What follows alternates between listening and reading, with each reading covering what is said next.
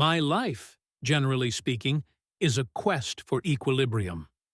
I crave the simple pleasures: a meticulously brewed cup of dark roast coffee, a robust and reliable Wi-Fi connection to fuel my freelance writing gigs, and the seemingly elusive guarantee of a stress-free parking experience. It's that third desire that's repeatedly tested, especially on a Friday evening at the local grocery store. As Zayden Moore, I've learned that the mundane act of parking can quickly escalate into a theater of the absurd, a stage for simmering resentments and the occasional unhinged outburst. This particular Friday was no different. After circling the IQB packed lot for what felt like an eternity, I finally spotted a promising vacancy nestled next to a gleaming white Lexus SUV. Admittedly, it was a tight squeeze, but I'm meticulously careful when it comes to navigating confined spaces. Mirror in, tires perfectly aligned, adhering strictly to the painted lines. I'm a parking paragon, if I may say so myself. I even performed a customary double check, ensuring I wasn't encroaching on the Lexus's territory. Satisfied, I clicked the lock button on my car fob and turned toward the entrance, anticipating the fluorescent glow of the produce aisle and the promise of a relaxing weekend. The air crackled with the usual Friday night energy, a mixture of hurried shoppers and weary families. I was mentally composing my grocery list: almond milk, organic spinach, maybe some artisanal cheese, when the auditory assault hit me. The unmistakable sound of a car door slamming with the force of a small explosion reverberated across the parking lot, followed by a high-pitched, indignant shriek that pierced through the ambient noise. That's when I knew trouble had found me.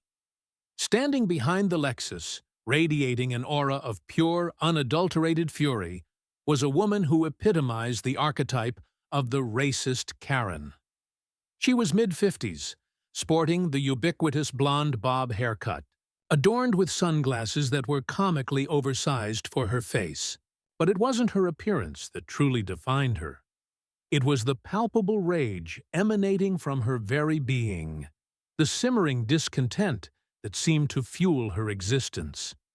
She stormed towards me like a self-propelled storm cloud, her face contorted in a mask of disapproval. From the outset, it was evident that I in no way was considered a person, but a subhuman entity that was purposely trying to ruin her life. The air crackled with the static of imminent conflict. Before I could even offer a preemptive apology or attempt to de-escalate the situation, the barrage began.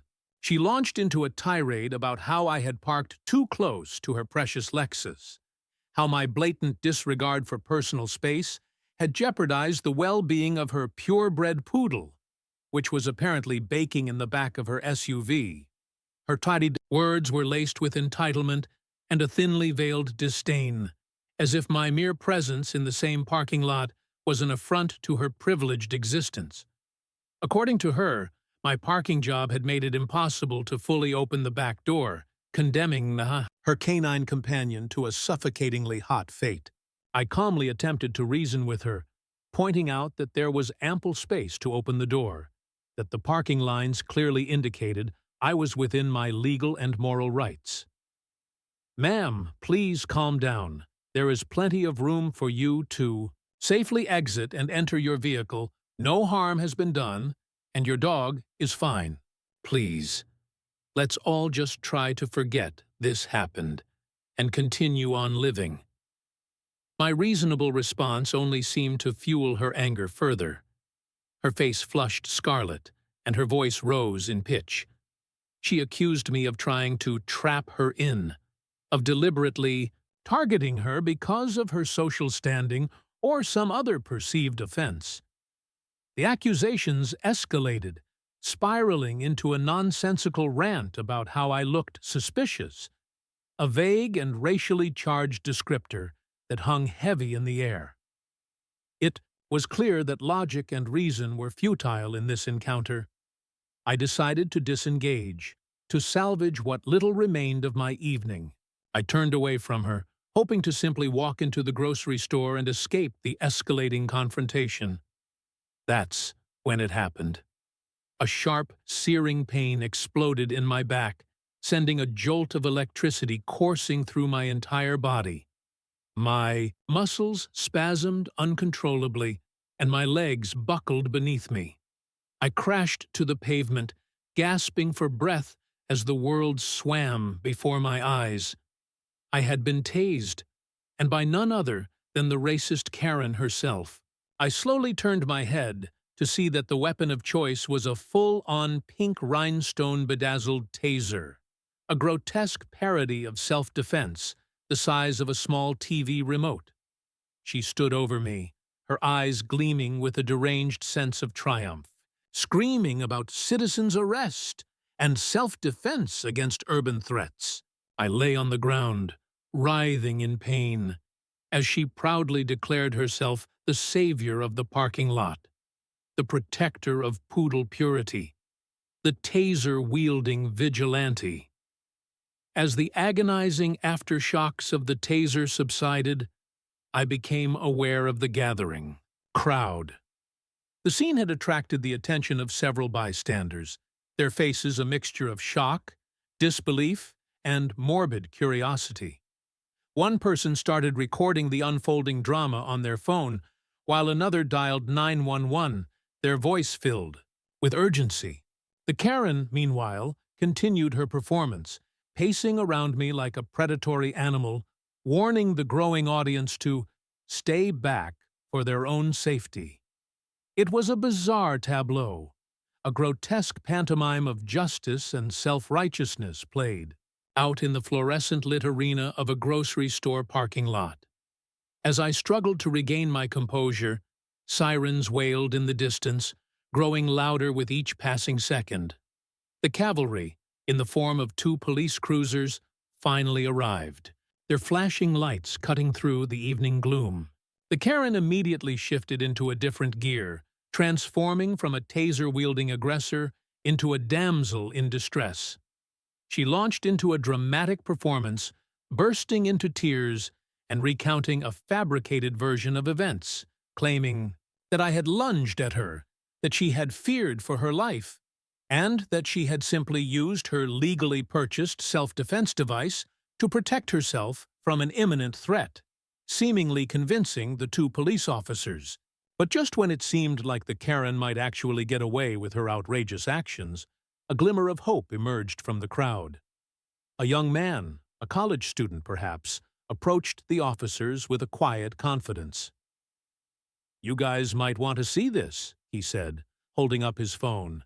He proceeded to show the officers a live stream that the Karen had accidentally posted to her Facebook page just moments before the taser incident. In the video, she was sitting in her car, filming me as I pulled into the parking space.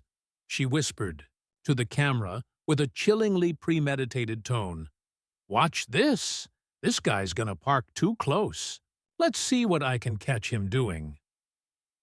The video was undeniable proof that she wasn't acting in self-defense. She was plotting an attack. It shattered her carefully constructed narrative and exposed her as the aggressor. The officer's demeanor shifted instantly. They no longer saw her as a victim, but as a perpetrator. The tide had turned. The revelation of the live stream footage was a game-changer. But it wasn't the only surprise that the Karen had in store for us. As the officers processed the evidence and began to question her more aggressively, something remarkable happened. One of the responding officers, a seasoned veteran with a knowing glint in his eye, recognized her. But not from the neighborhood, not from any prior encounters in this particular shopping center. He recognized her from 2 other incidents that had occurred at the same shopping center in recent months. 2 incidents that bore a striking resemblance to the current situation. One involved her throwing a smoothie at a cashier who had allegedly given her the wrong change. The other one? She had tased a teenager for simply talking too loud on speakerphone while walking through the parking lot.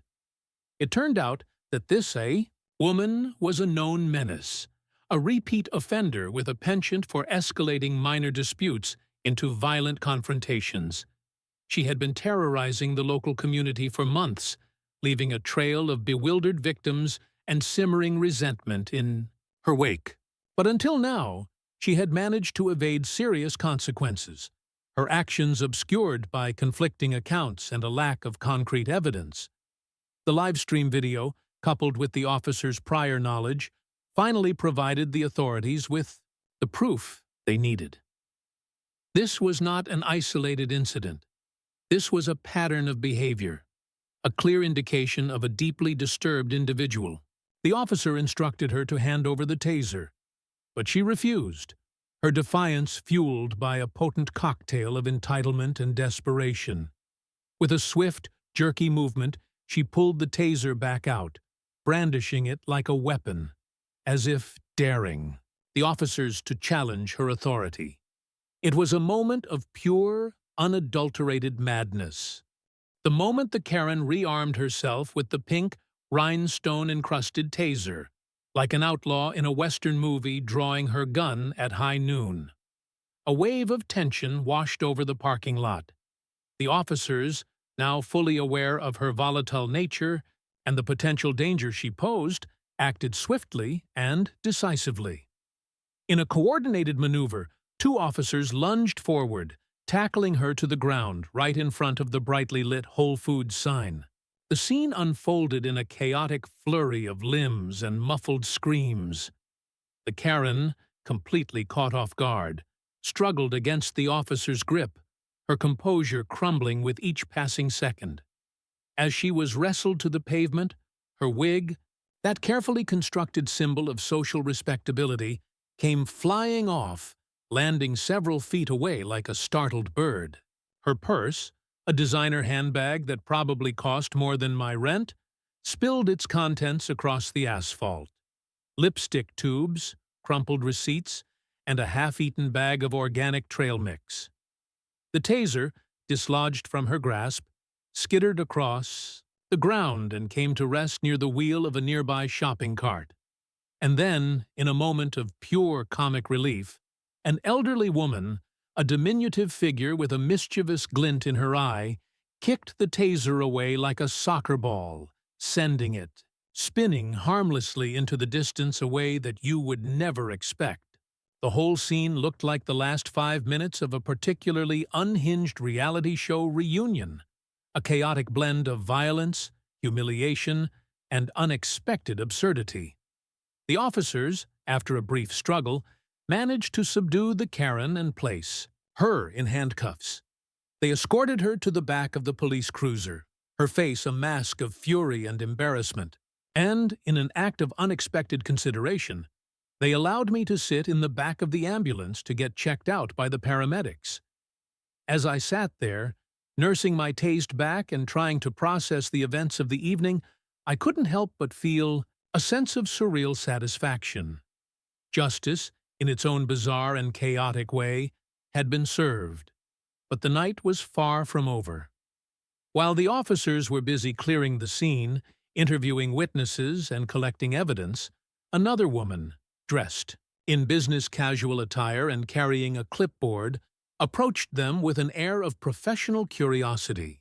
She introduced herself as a reporter from the local news station, and she said that she'd been investigating a string of taser-happy citizen incidents across town. And it seems Karen had appeared in 4 different tips from angry victims across town. As she explained, she had been receiving numerous reports of similar incidents, involving individuals using tasers in what appeared to be acts of vigilante justice.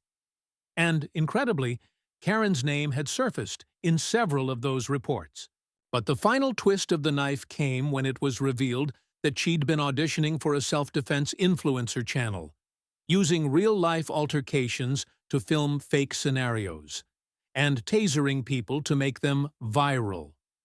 As it turns out, the racist Karen had been using these altercations to go viral in a sick and perverse attempt to become an internet celebrity. Let that sink in. The Karen wasn't just a racist, entitled busybody with a penchant for violence. She was an aspiring influencer, a fame-hungry narcissist who was willing to taser innocent people in order to gain followers and likes.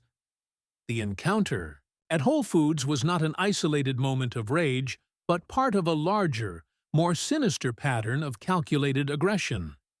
She had been staging these incidents, filming her heroic acts of self-defense, and posting them online in an attempt to build a fan base and launch a career as a self-proclaimed self-defense expert. So, as I drove away from the scene, my back still throbbing and my mind still reeling, I couldn't help but reflect on the bizarre and unpredictable nature of human behavior. I had simply wanted to buy some groceries, but I had ended up becoming a pawn in someone else's twisted quest for internet fame. And in the process, I had inadvertently exposed a dark underbelly of society, where entitlement, racism, and the pursuit of viral validation can lead to acts of shocking violence and cruelty. I knew that this experience would stay with me for a long time, a reminder that even the most mundane tasks can turn into extraordinary events, and that the quest for equilibrium, in a world as chaotic as ours, is a never-ending journey.